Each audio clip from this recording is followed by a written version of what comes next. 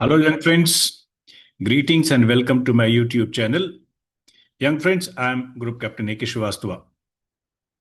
Young friends, आज मैं एक बहुत ही इंपॉर्टेंट टॉपिक के ऊपर आपसे चर्चा करने वाला हूं और मेरी कोशिश रहेगी कि अपना मैक्सिमम कंटेंट मैं आपसे हिंदी में शेयर करूं।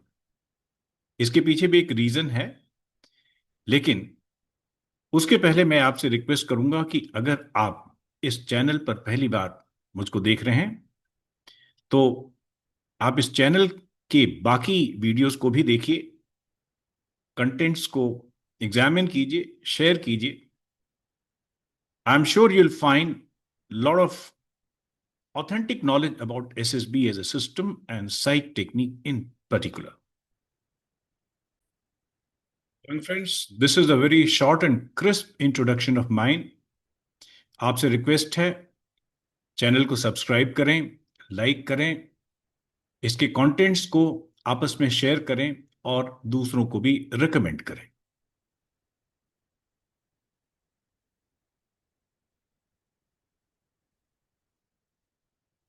Thank you young friends for your patience. और अब आते हैं आज की बात पे। पिछले कुछ महीनों से जब मैं आपका डोजियर इवैल्यूएशन कर रहा हूं, and when I am recommending the people that your TAT stories should be having some difficulties, challenges और प्रॉब्लम्स, तो इसके ऊपर मुझे काफी डिसएग्रीमेंट दिखाई दिया। जिन लोगों ने डोजियर असेसमेंट मुझसे लिए, मैं देखता हूं कि अक्सर वो किस तरीके की स्टोरीज बना रहे हैं। स्टोरीज में टास्क अचीवमेंट की बजाय ऑर्गेनाइजेशन, क्या कोई कॉलेज फेस्टिवल फेस्ट ऑर्गेनाइज कीजिए, कोई फुटबॉल मैच ऑर्गेनाइज कीजिए, कोई साइक सॉरी साइकिल एक्सपेडिशन ऑर्गेनाइज कीजिए। जब आपको कुछ एयरक्राफ्ट एक्शन में दिखाई देते हैं, फाइटर एयरक्राफ्ट, तो उसको आप बना देते हैं कि ये कोई एयर शो है। जब मैंने उनसे पूछा कि आप ऐसा क्यों करते हैं, तो उनका जवाब बड़ा ही इंटरेस्टिंग था। I won't say it was funny, but definitely उनका जवाब बताता है कि साइक ट्रेनिंग के इकोसिस्टम में कैसी कैसी धारणाएं आ गई हैं। कहते हैं, यानी वो जो कैंडिडेट्स जिनसे मैंने इसके बारे में बात किया कि why you are choosing such simple, goody goody, very very ordinary type of task, why not something difficult and challenging. तो उनका जवाब था कि किसी ने उनको बताया। हु इज दैट किसी ने? वो कोट भी नहीं करते मुझसे, neither I am interested to know. वो कहते हैं कि सर क्या करना है, एक बार गड्ढा खोदना है और फिर गड्ढा भर देना है, इसका क्या मतलब होता है? Sometimes I laugh in my sleeves, मुझे हंसी आती है। कैसे कैसा आर्ग्यूमेंट है।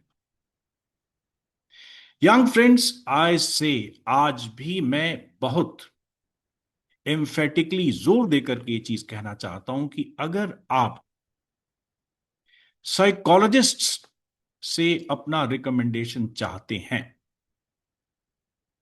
तो याद रखिएगा कि TAT is the strongest of the psychological tests and a desirable TAT story, यानी वो स्टोरी जो आपका फेवरेबल इवैल्यूएशन कराएगी, कौन सी होगी?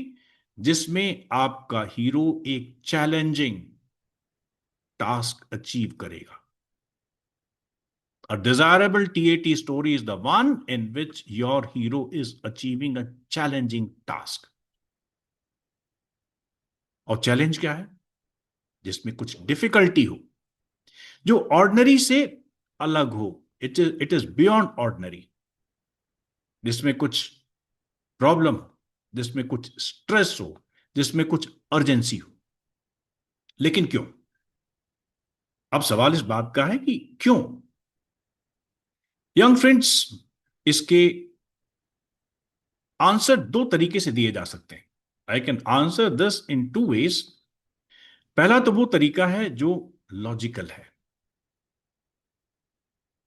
The one that is based on sound psychological principles and the principles of your SSB as a system। और दूसरा जवाब वो है जो कि कोचिंग में और नॉन साइकोलॉजिस्ट या सेल्फ स्टाइल मेंटर से जो सीख करके जो जो लोग आए हैं, जो उनको समझ में आता है। सो आज मैं उन्हीं की भाषा में उनको समझाने की कोशिश करूंगा कि साइकोलॉजिकल टेस्ट में, टीएटी में स्पेशली, क्यों डिफिकल्टीज, चैलेंजेस या प्रॉब्लम्स जरूरी हैं। यंग फ्रेंड्स, ये है आज का topic. Why should there be challenges, difficulties in TAT stories? And you are having Group Captain A.K. Srivastava to clarify this. Young friends, मैं इसके पहले कोई आपको जवाब दूं, एक सवाल मैं आपसे करना चाहता हूं। What type of a person the SSBs find employable? यानी एसएसबीज में कौन से लोग सफल होते हैं, एसएसबीज में किनका रिकमेंडेशन होता है?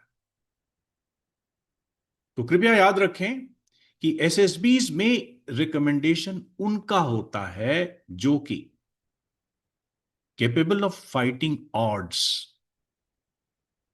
इसका मतलब बहुत स्पष्ट है, जब सिचुएशन आपके फेवर में ना हो, जब आपके पास ऑब्स्ट्रक्शन हो, चैलेंजेस हो, उनके साथ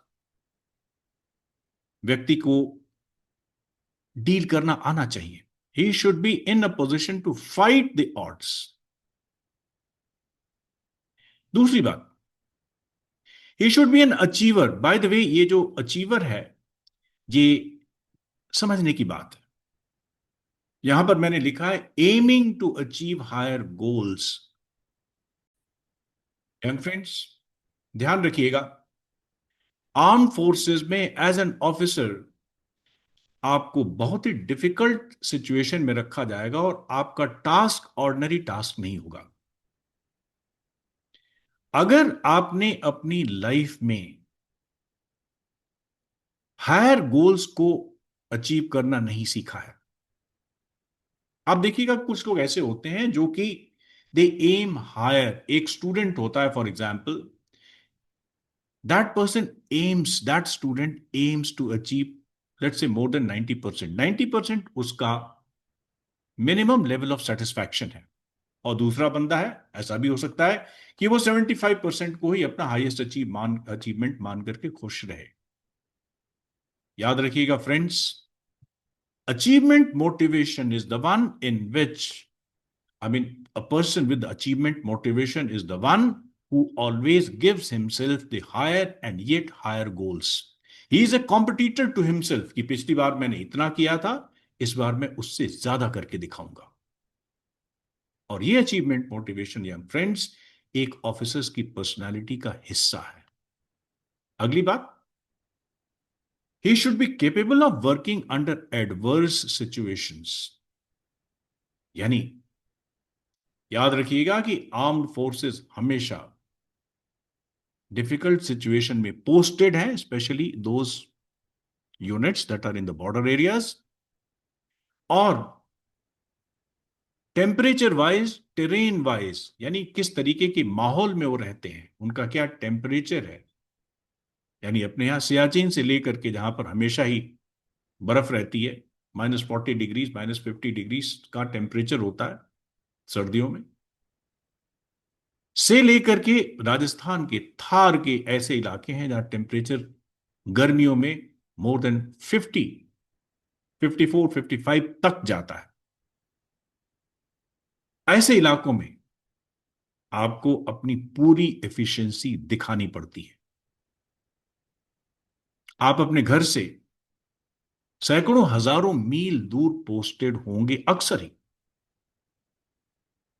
यानी you will be missing your own social and home environment, and you'll be operating in very, very difficult terrains and difficult and challenging temperatures.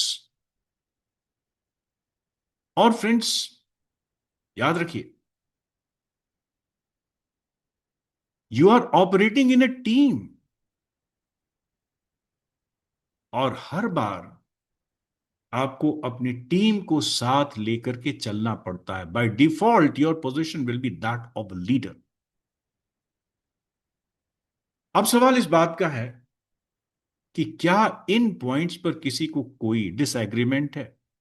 क्या आप इससे सहमत हैं? मैं मान के चलता हूं कि सारे लोग ये समझते होंगे कि यस, मिलिट्री ऑफिसर्स वो होते हैं जो कि they are capable of fighting the odds and they are capable of delivering despite the adverse conditions and adverse, you know, resources crunch, adverse situations.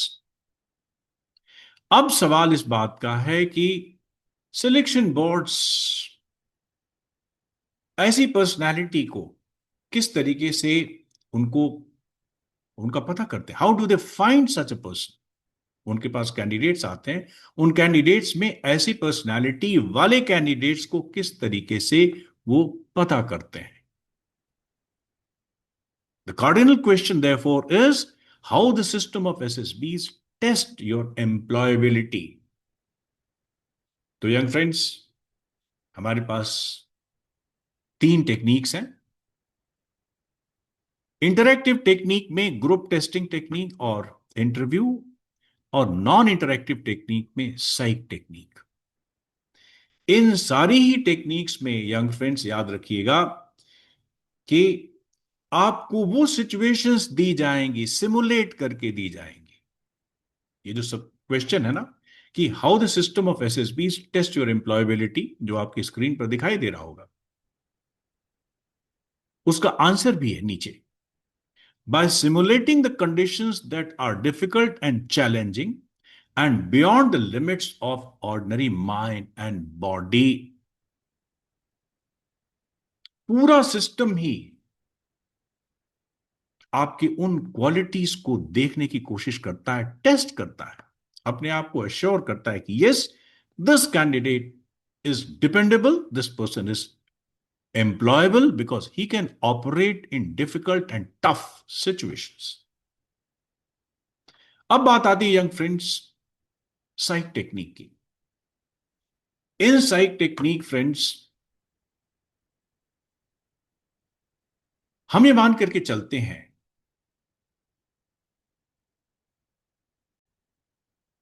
कि आपकी OLQs किसी किसी सिचुएशन में ही दिखाई देते हैं. OLQs are not something to possess. OLQs are the behavioural manifestations of your qualities. और जब तक कोई सिचुएशन नहीं होती है तब तक शायद OLQs के बारे में सर्टेनिटी से कहना मुश्किल होता है. तो OLQs के लिए, OLQs के मैनिफेस्टेशन के लिए, OLQs को दिखने के लिए, आपके व्यवहार में, आपकी पर्सनालिटी में दिखने के लिए कुछ सिचुएशन चाहिए.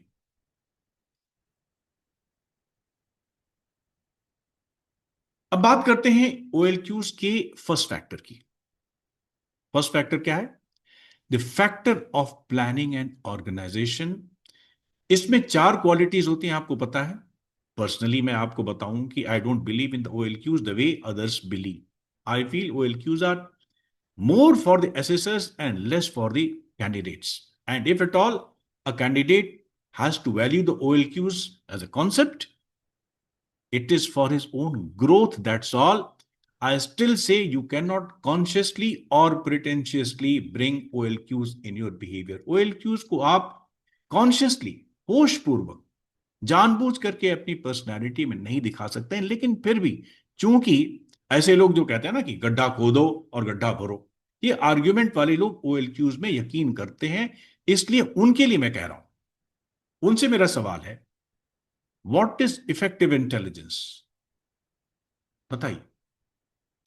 और इफेक्टिव इंटेलिजेंस का जो एकेडमिक आंसर है वो ये है कि it is the ability to deal with the problems of day to day life. Some people, they go by a little more magnanimous explanation of effective intelligence, वो कहते हैं प्रॉब्लम्स या situations of life. So your ability to deal with the problems और the situations of day to day life, day to day life की problems को, your ability to produce solutions. ये बातें वो लोग कहते हैं, मैं भी उनके साथ एग्रीमेंट में हूं, लेकिन मैं उनको कैंडिडेट्स के लिए रिकमेंड नहीं करता हूं. लेकिन अब आप मुझे अगली अगली अगली बात का जवाब दीजिए मेरे, कि अगर आपकी स्टोरीज में चैलेंजेस या प्रॉब्लम्स या सिचुएशंस, डिफिकल्ट सिचुएशंस नहीं रहेंगे, तो आपकी इफेक्टिव इंटेलिजेंस कैसे दिखाई देगी? I'm asking you a very direct question. Unless there is a problem, unless there is a difficulty, unless there is a challenge, how then your abilities will come out to deal with difficulties, challenges, and stresses? बताइए मुझको. Friends, remember, in psych technique, there are only two tests, TAT and SRT, in which your ability to deal with the difficulties, problems, stress, and failures can be manifested. WAT में नहीं. WAT is going to test you how thought rich a person you are, और उसका different purpose है, ये मैं बताता हूं अपने guidance programs में. Now, SRT में तो सारी चीजें आपको दी जाती हैं, लेकिन याद रखिएगा, SRT is the weakest test, सबसे कमजोर टेस्ट है. क्यों? स्ट्रक्चर्ड होता है. आप पता कर सकते हैं कि इसकी रिक्वायरमेंट क्या है. आप एक्चुअल में वो करेंगे चाहे नहीं करेंगे. Let us say there is a situation in which you have to help a person. आप एक्चुअली करेंगे कि नहीं करेंगे, ये दूसरी बात है, लेकिन आप रिस्पॉन्सेज में जरूर दिखाएंगे कि या मैं उसकी मदद करूंगा, क्योंकि आपको पता है ये डिजायरेबल है. एसआरटी में द एलिमेंट ऑफ डिजायरेबिलिटी, यानी कौन सा बिहेवियर डिजायरेबल है, ये ज्यादा दिखाई देता है बनिस्बत इसके कि कौन सा बिहेवियर आप एक्चुअली करते हैं. तो एसआरटी साइकोलॉजिस्ट बहुत ध्यान नहीं देता है, और आजकल तो ऐसे भी चल रही है सिचुएशन. लोग कहते हैं quality response, you have to manage the situation, you have to complete the situation, without realizing that SRT is the test of your reaction and not the test of your management. खैर वो बात अलग है. मेरा मतलब है कि फिर TAT में कैसे इफेक्टिव इंटेलिजेंस दिखाई देगी. याद रखिएगा, TAT में आपका काम डुअल होता है. You create the situation and you manage the situation both. Nobody gives you a situation. Only a picture is given. This picture doesn't have any objective reality. इस पिक्चर का जो भी मतलब होता है वो आप खुद निकालते हैं. That is why it is called as thematic apperception test. It doesn't have any objective reality. आप अपना इमेजिनेशन, आप अपनी कल्पना शक्ति से एक सिचुएशन क्रिएट करते हैं, और उस सिचुएशन में अगर कोई डिफिकल्टी है, प्रॉब्लम है, स्ट्रेस है, फेलियर है, चैलेंज है, तो उसको भी आप अपनी इफेक्टिव इंटेलिजेंस और इमेजिनेशन से सॉल्व करते हैं. Remember, you create the situation, you manage the situation. You imagine some difficulty, some problem, some challenge, and you propose then how you have come out. The level of task decides your level of capabilities. जिस level का task आप decide करते हैं hero के लिए, वो आपका अपना लेवल होता है. तो अगर आपने बिल्कुल सिंपल ऑर्डिनरी फुटबॉल मैच और इस तरीके की ऑर्गेनाइजेशन की टास्क अगर आप करते रहेंगे, तो साइकोलॉजिस्ट आपके बारे में दो कंक्लूजन निकालेंगे. पहली बात, you are a fair weather sailor, you avoid. और दूसरी बात कि आपका लेवल ही उतना ही है। You cannot consciously involve yourself in difficulties because you know it is your own level. Young friends, मैं आपको एक ट्रेडिशनल विजडम उसकी तरफ आपका ध्यान मैं ले जाना चाहता हूं। और ये विजडम स्पेशली हमारे नेवी के जो फ्रेंड्स हैं उनको अच्छी तरीके से पता है। They have to sail sometimes in a very very rough sea. अब देखिए क्या लिखा हुआ है इस स्लाइड के ऊपर, a smooth sea never made a skilled sailor. अगर आपको अपनी स्किल दिखानी है तो सी कैसा होना चाहिए? स्किल एज नो सेलर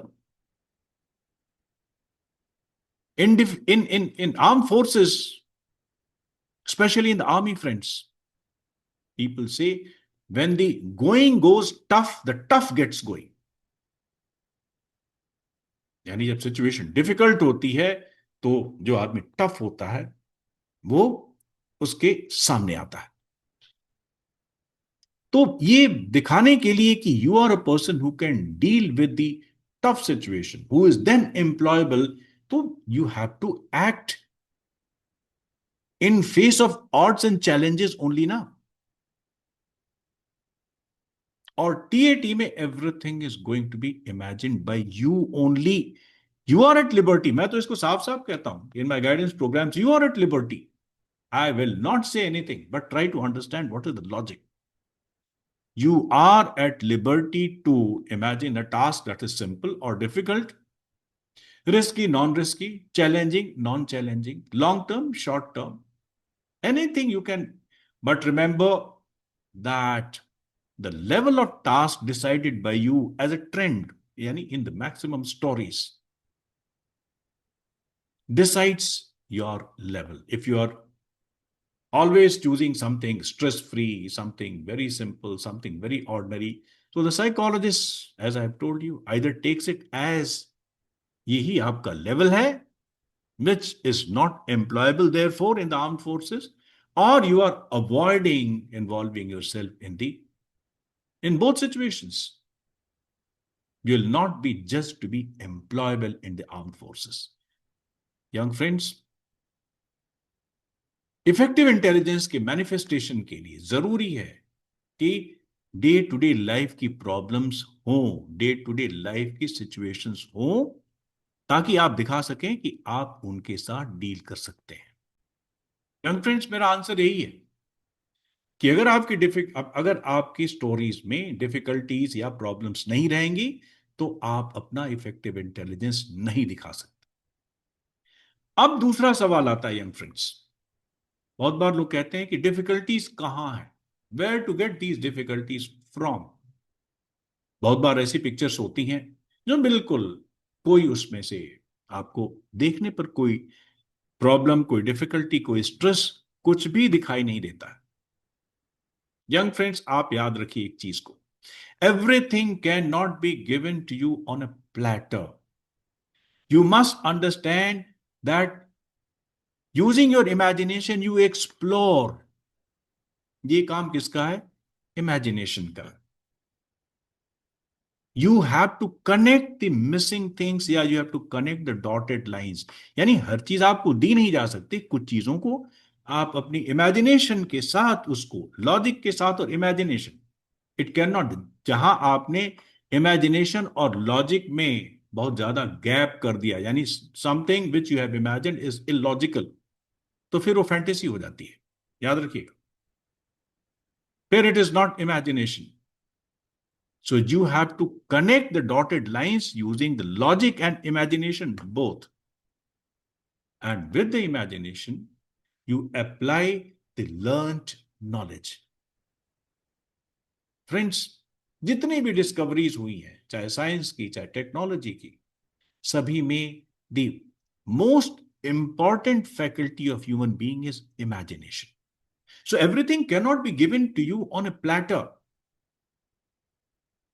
मैं आपको इमेजिनेशन और उसकी यूटिलिटी या इमेजिनेशन का क्या पर्सपेक्टिव है, मैं आपको दो आ, बहुत ही महान लोगों की कोटेशंस आपके साथ शेयर करना चाहता हूं। एल्बर्ट आइंस्टाइन क्या कहते हैं इसको, इस कोट को, creativity is seeing what others see and thinking what no one else ever thought। इसको जरा ठीक से देखिए। Creativity is seeing what others see, यानी कुछ चीजें होती हैं जो सबके लिए बराबर होती हैं, but thinking what no one else ever thought, that is called as creativity. And we are looking for your ability to think what is missing, what others they don't or they cannot see.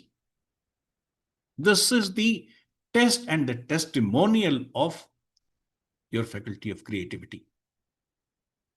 और दूसरा quotation ये देखिए, it's by Winston Churchill. And you know who Winston Churchill and who Einstein were, what is the stature of their personality as far as the history of humankind is concerned, you know it well। Winston Churchill कहते हैं कि a positive thinker sees the invisible, feels the intangible, and does the impossible। Young friends, everything cannot be given to you obviously।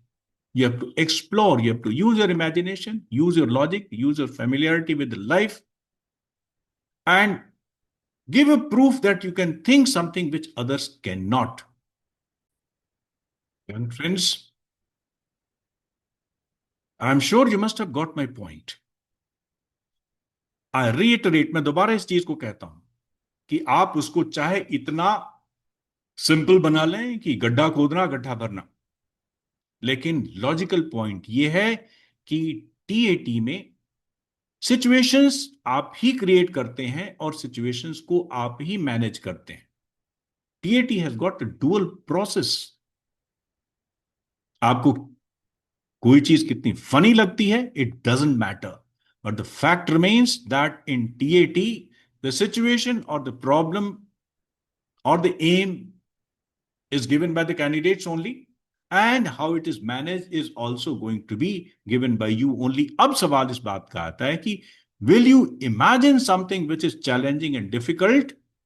ये चीज आप कहां से सीख करके आते हैं कि मत करो ऐसा क्योंकि ये नेगेटिव है। इस नेगेटिव पॉजिटिव के बारे में मैं अपने गाइडेंस प्रोग्राम्स में इंक्लूड करता हूं। The system gives you negativity, जैसे जीपी देख लीजिए, group planning exercise, what type of task you get there, do you find these task positive? The answer is very obvious. आप सभी को पता है कि whatever task you find in GP, mostly they are difficult, they are challenging, they are urgent. So why not include such type of task in your TAT? इसमें क्या negative है? इसमें कोई गड्ढा खोदना नहीं है, कोई गड्ढा भरना नहीं है। ये ऐसी ही बात है कि जिसमें आपको दोनों चीजें करनी ही पड़ेंगी, लाइक इट और not. Young friends, I am sure that you must have got my point. और इसी तरीके के ऑथेंटिक नॉलेज और एसएसपी विजडम के लिए मेरे साथ जुड़े रहिए। I am group captain AK Srivastava, retired education officer, psychologist by qualification and profession, and I serve the SSB aspirants in two ways, that is through a guidance program and through dossier evaluation cum personal counseling। Young friends, thank you very much. Appreciate your patience. In case you found this video a little longer, I'll request please bear with me, but this video, in my opinion, clarifies some very vital point about TAT well. Have a nice day. God bless you.